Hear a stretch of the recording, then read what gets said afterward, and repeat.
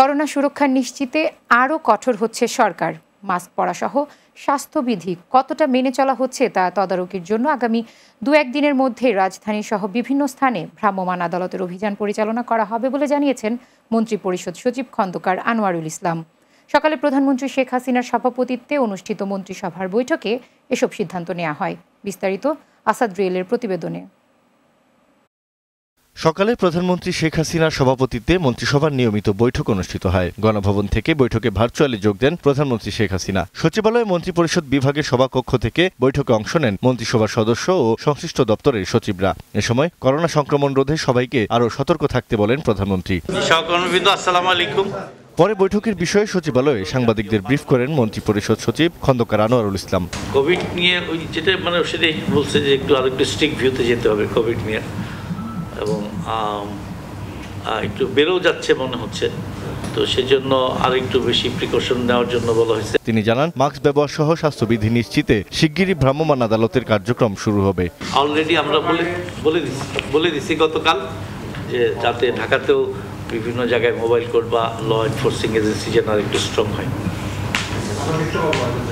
আশা করি আগামী 2-3 দিনের মধ্যে থেকে। এ সময় তিনি আরও জানান, আর্থিক ব্যবস্থায় পুরোপুরি ডিজিটাইজেশন কার্যক্রম আরও এগিয়ে নিতে জাতীয় আর্থিক অন্তর্ভুক্তি কৌশলের বাংলা ও ইংরেজি সংস্করণের খসড়ায় অনুমোদন দিয়েছে মন্ত্রিসভা। এছাড়া জাতীয় পারমাণবিক ও তেজস্ক্রিয়তা বিষয়ক জরুরি অবস্থায় প্রস্তুতি ও সারাদান পরিকল্পনার খসড়ায়ও অনুমোদন দেওয়া হয়েছে আজকের বৈঠকে। ডিজাস্টারের বিষয় নিয়ে একটু আলোচনা হয়েছে।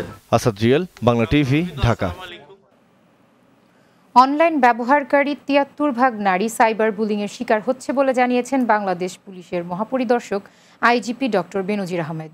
সাইবার ওয়ার্ল্ডে নারী শিশু সহ সকলের জন্য নিরাপত্তায় পুলিশ কাজ করছে বলেও জানান তিনি। রাজারবাগ পুলিশ লাইনে নারীদের সহায়তায় পুলিশ সাইবার সাপোর্ট ফর উইমেনের উদ্বোধনী অনুষ্ঠানে এসব কথা বলেন আইজিপি। বিস্তারিত জানাচ্ছেন হাকিম মোড়ল।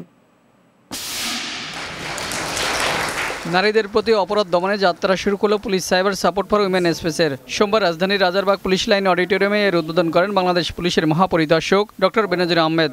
এই ইউনিটের সমস্ত অফিসাররাই হবেন নারী।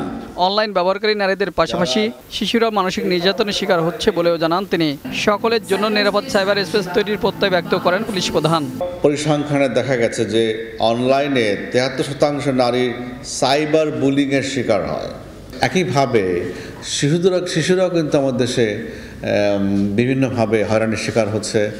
সাইবার স্পেসকে নারী, শিশু এবং সকল মানুষের জন্য নিরাপদ করব। পুলিশি সহায়তার ফেসবুক পেজের মাধ্যমে ভুক্তভোগী নারীরা সরাসরি যোগাযোগ করে সমস্যার কথা জানাতে পারবেন।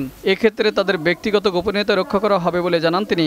আমরা চেষ্টা করব তার সর্বোচ্চ গোপনীয়তা রক্ষা করে তাকে সাহায্য দেওয়া।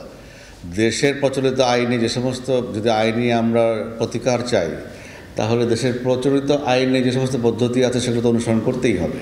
সাইবার ওয়ার্ল্ড ব্যবহারের ঝুঁকির বিষয়ে সবাইকে সতর্ক থাকার পরামর্শ দেন আইজিপি। এবং সচেতন হয়েই আমাদের সাইবার ওয়ার্ল্ডে পথচারণা করা উচিত। হাকিম মোড়ল, বাংলা টিভি, ঢাকা।